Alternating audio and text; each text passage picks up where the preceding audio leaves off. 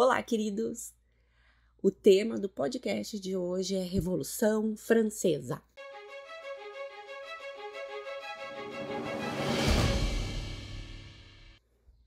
Muito bem, vamos estudar no Pod da Prof de hoje Revolução Francesa. Vamos conhecer o conceito de revolução, vamos estudar as principais características desse conteúdo, que é um conteúdo bem importante para nós. Então, vamos lá! Quando falamos de revolução, nós precisamos saber o que é isto, uma revolução. Revolução é um conjunto de transformações que vão alterar significativamente uma sociedade. Pode ser uma alteração profunda na sua estrutura política, no aspecto social, econômico. Lembrem da Revolução Industrial que vocês estudaram. Foi uma transformação profunda no modo de fabricar alguns produtos. Aqui, quando se fala de Revolução Francesa, nós temos que é uma mudança drástica que vai acontecer na França a partir do século XVIII. Se uma mudança drástica vai se dar, eu preciso ter em mente que uma situação, um contexto econômico, político e social não está adequado. A sociedade francesa não está de acordo, não está conforme, não está satisfeita com o modo que ela vem sendo, então, gerida, no modo com que ela vem vivendo. Então, a Revolução Francesa vai acontecer porque nós temos um conjunto de elementos que vai movimentar essa sociedade para que ela altere o jeito de vida dessa população. Então, nós temos, primeiramente, que saber como que essa sociedade estava organizada. Então, ela estava organizada de modo que toda a sociedade estava dividida em estados. Então, essa é uma palavra, é um termo que se refere à Revolução Francesa e que vocês precisam saber. Então, no primeiro estado, quem compunha o primeiro estado? Nós temos aqui aqueles membros da igreja, bispos, padres, né? Então, nós temos aqueles que rezam. Então, guarda isso, né? Os padres os religiosos, né? Estão dentro desse primeiro estado. Qual é a função do primeiro estado? Tu guarda essa palavrinha, rezar. Significa o quê? Cuidar do mundo do sagrado. A seguir, nós temos o segundo estado.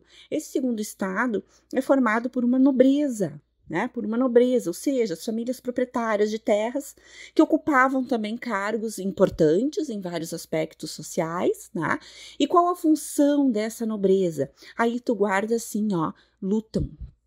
O que significa, Significa que esse segmento social, ele cuida da proteção das terras naquele período, Então, tu cuida isso.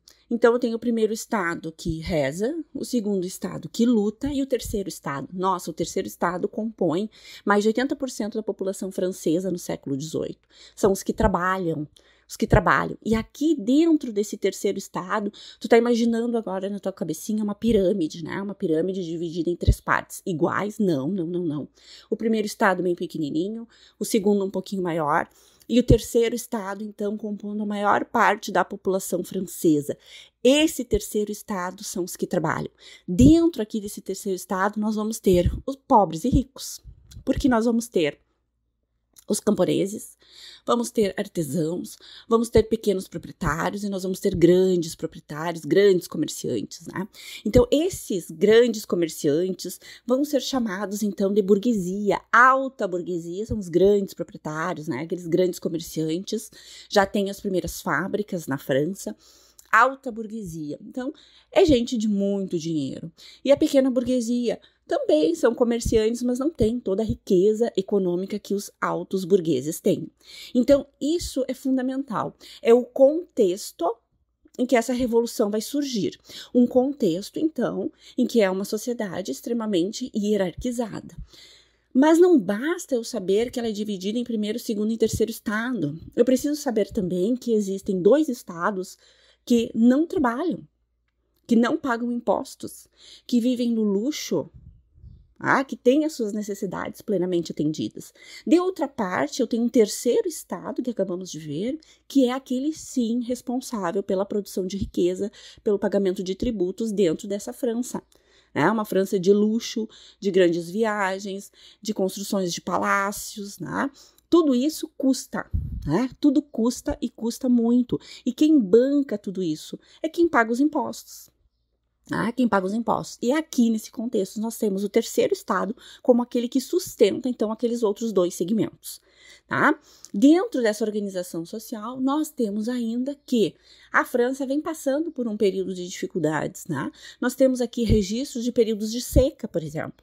Tá? Então, se temos períodos de seca, não conseguimos plantar muito, não conseguimos colher, né? E de outra parte, nós temos então a fome que vem como uma consequência desse contexto. Então veja que é uma sociedade francesa com uma carga tributária grande, pesada, onde somente um segmento financia esse estado que é grande, que é pesado, devido ao uso do dinheiro em virtude de luxo e de boas condições de vida para dois segmentos, né? Primeiro e segundo estado, certo, queridos? Então, esse é o contexto básico que eu preciso saber. Muito bem, o terceiro estado, e dentro dele, lembrem sempre, nós temos ricos e pobres, isso é muito importante, né? Não podemos achar que alta burguesia e média burguesia, né, é gente pobre, não. Isso tudo são pessoas ricas, de muito dinheiro, de poder econômico. O que eles não têm aqui nessa França? Vamos lá, dou-lhe uma, dou-lhe duas, dou-lhe três. Eles não têm poder político. Por isso que a Revolução Francesa, queridos, vai ser chamada também de Revolução Burguesa. Muito importante, fundamental tu guardar isso. É uma revolução burguesa, porque dentro do terceiro estado tem um segmento que tem poder econômico. Não tem ainda o poder político. E é disso que eles vão atrás, tá? Esse é o contexto geral, panorâmico, que vocês precisam lembrar. Bom, quando que nós vamos ter, então, esse movimento de revolução, de ir para as ruas, de revoltas? Então, quando nós temos esse contexto insustentável e a população toda do terceiro estado vai ser motivada a lutar por uma vida melhor, melhores condições, por mais condição econômica, então tentar suprir a fome, né, acabar com a fome, ter uma melhor condição de vida e aos pouquinhos também conseguir participar da vida política, né, porque é sempre pela política que nós vamos aos poucos conquistando os direitos, e aqui dentro dessa França não é diferente. Muito bem, quando acontecia de termos assim um contexto difícil, o rei lançava a mão do instituto chamado de Convocação dos Estados Gerais. Convocação dos Estados Gerais. Então, nós vamos ver que a convocação dos Estados Gerais aqui nada mais é do que chamar representante dos 3 estados para discutir uma saída para essa França. Ocorre que a votação desse período é assim, é um voto por estado. Um voto por estado. Bah, agora ferrou, né? Um voto por estado. Então, se eu tenho o primeiro e segundo estado, vivem no luxo e são sustentados, eu posso pensar que eles vão sempre votar a favor de medidas que mantenham essa condição especial, né? Quem acaba sempre se ferrando é o terceiro estado, né? Porque ele não tem força diante desse sistema de votação. Então, quando se lança a ideia de convocação dos Estados Gerais, né, para aprovar algum decreto, alguma medida que fosse tentar resolver essa crise, nós vamos ter que não vai funcionar. O rei não vai conseguir emplacar essa votação por estado. Por quê, gente? Porque eu falei para vocês que no terceiro estado nós temos um segmento muito importante aí, que é a burguesia. Ela tem poder econômico e não tem poder político. E a população também vai aos pouquinhos percebendo que do jeito que ocorre a votação, ela nunca terá um benefício. Tá? Então, eles vão propor não votação por estado, e sim votação por cabeça. A sugestão do terceiro estado de alterar o sistema de votação, obviamente que não foi aceita, né, pessoal? Então, nós vamos ver que primeiro e segundo estado, juntamente com o rei, ele vai permanecer firme, né? Esse rei Luís XVI aqui, ele vai permanecer firme no intuito, então, de votação por estado. Ocorre que, a partir daí, os atritos vêm muito forte, o terceiro estado não quer esse tipo de votação, e começa aqui justamente revoltas, né? Revoltas por parte desse terceiro estado, porque ele percebe que não vai conseguir aquilo que planeja. Então, nós vamos ver que o terceiro estado, ele vai decidir que ele vai ficar reunido em assembleia e vai discutir algumas propostas que são interessantes, então, para a França, para a sua situação, para esse contexto, tá? E decide, então, redigir e aprovar um documento para a França, e esse documento será, então, uma Constituição. Aqui nós temos a fase da chamada Assembleia Nacional. Então, quando esse terceiro estado fica reunido, se mantém, apesar do rei mandar dissolver, né, esses estados gerais, porque ele vê que não vai conseguir emplacar aquele modo de votação antigo, ele manda dissolver esse momento. E o terceiro estado permanece, então, né, resoluto ali, no intuito, então, de discutir uma medida, discutir uma mudança. Então, essa é a fase da Assembleia Nacional. Aqui nós vamos ter, então, essa ideia de criar leis, de criar uma Constituição para a França, né? E já colocando nessa Constituição limitação ao poder do rei, porque a Revolução Francesa, ela é contrária ao que se chama antigo regime. Sempre que tu ouve essa palavra antigo regime, nós precisamos pensar de um poder absolutista, rei com poder concentrado em suas mãos, né? Um rei que faz o que quer e não dá satisfação para ninguém, não obedece leis, né? A lei é ele propriamente dito, né? Então, nós temos aqui uma inovação, a tentativa de criar uma Constituição para a França e nesse texto constitucional colocar limites a esse poder do rei.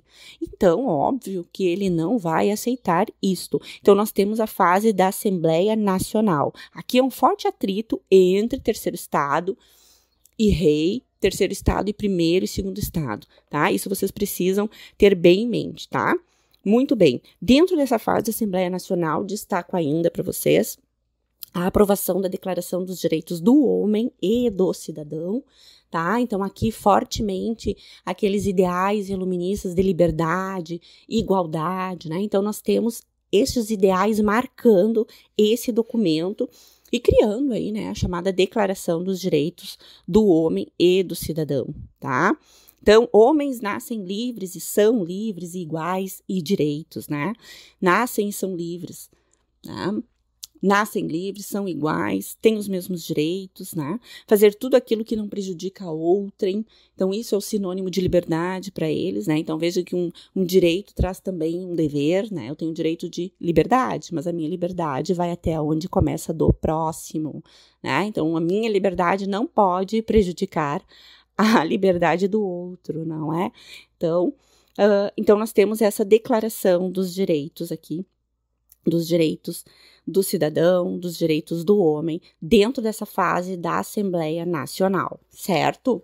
Bom, nós vamos ter, na sequência, em virtude da situação complicada que vai se dar, nós vamos ter, então, a República sendo proclamada na França, a República Francesa. Então, o rei vai ser destituído do poder e nós vamos ver aqui, sim, o terceiro estado assumindo as rédeas da França.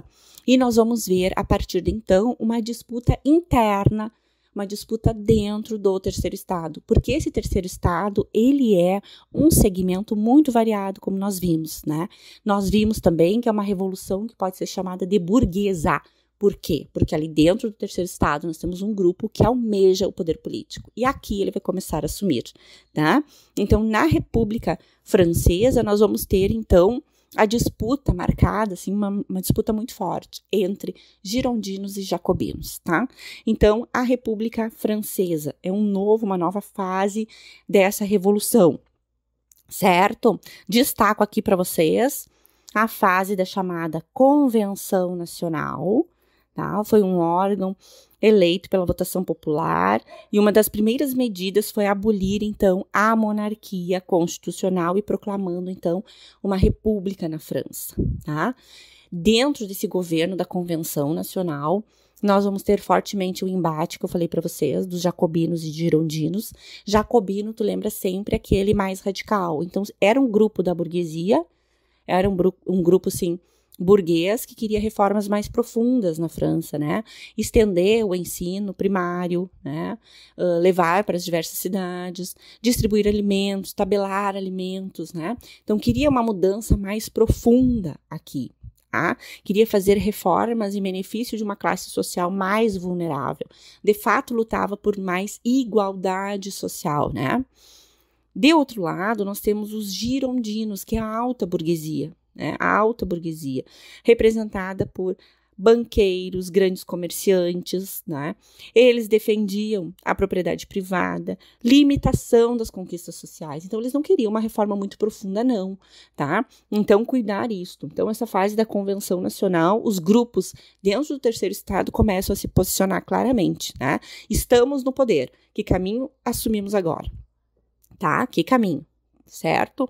Então, nós vamos ter que, num primeiro momento, os jacobinos, tá? Nós temos aqui os jacobinos vão assumir este poder, tá? Vão assumir o poder. Então, durante esse período, o rei Luís XVI, ele vai ser levado a julgamento. Em 93, então, ele vai ser condenado à morte. Durante essa fase da Convenção Nacional, nós temos que os jacobinos, eles vão governar a França, tá? E após a execução do rei, nós vamos ver que a oposição a este grupo, então, essa oposição vai se tornar muito forte. Tá? Vão criar, inclusive, o chamado Comitê de Salvação Nacional, justamente para agora, a partir de então, começar a verificar quem são os inimigos, né? E aí esses inimigos serão chamados de contra-revolucionários. Então, começa aqui uma parte bem difícil dessa Revolução Francesa, tá? Nós vamos ter aqui, como eu falei para vocês, a intensificação da repressão. Temos dentro dessa fase da Convenção Nacional algumas medidas que vão atingir o anseio popular, vão distribuir terras, então, dos nobres para os camponeses, vão abolir a escravidão nas colônias, o ensino primário, gratuito e obrigatório, vai ser, então, difundido, e o tabelamento, então, de preços dos gêneros de primeira necessidade. Então, algumas medidas em benefício da camada mais pobre nós temos aqui, mas, de outra parte, nós vamos ver que a repressão àqueles considerados contra-revolucionários vai se dar de uma maneira muito forte, né? O uso da guilhotina vai ser amplamente aqui difundido. E aos poucos, gente, essa forma de atuação dos jacobinos vai trazer, então, como consequência, a perda de poder e do próprio apoio popular, tá? Então, nós vamos ver que aqueles grupos que não estão mais satisfeitos, né, não estão satisfeitos com o andar, né, dessa revolução, vão começar a se unir, então, e a começar a pensar como tirar os jacobinos do poder, certo? O que nós temos, então? Que vai acontecer de perda de poder e apoio popular, e deputados da planície, que era um outro grupo, né, e os girondinos vão aproveitar e vão dar um golpe, então, né? Robespierre, que foi um grande líder revolucionário, e outros serão guilhotinados, por exemplo, né? E o poder vai passar para as mãos, então, da alta burguesia, chamada de girondinos, tá? Então, aqui nós temos o surgimento de uma nova fase, uma fase do diretório, tá? Nessa fase, nós vamos ver que os governantes, eles vão procurar atender os interesses da grande burguesia, comerciantes, industriais, banqueiros. Uma nova Constituição foi elaborada, né, em 1795, manteve a República, restabeleceu o voto censitário. O que é o voto censitário mesmo? Voto baseado na renda. Quem tem renda é quem tem recursos, muitos recursos financeiros. Então, tá conseguindo perceber por que é uma revolução burguesa? Né? Então, quem passa a ter voto, quem passa a ter voz aqui, quem passa são a burguesia, né? Esse grande grupo que nós temos aqui. Então, o grupo com recursos financeiros votam. E se eu voto, eu consigo decidir aquilo que é melhor para o meu grupo, tá? Então, veja, uma parte do terceiro estado está no poder agora. Só que essa partezinha que está governando não se interessa mais por reformas profundas, e sim atender aos seus interesses. Por isso, a instituição desse voto censitário. O governo foi confiado, então, a um diretório, por isso que é o nome da fase, né? Uma fase de diretório, que nós temos aqui no princípio 5 deputados.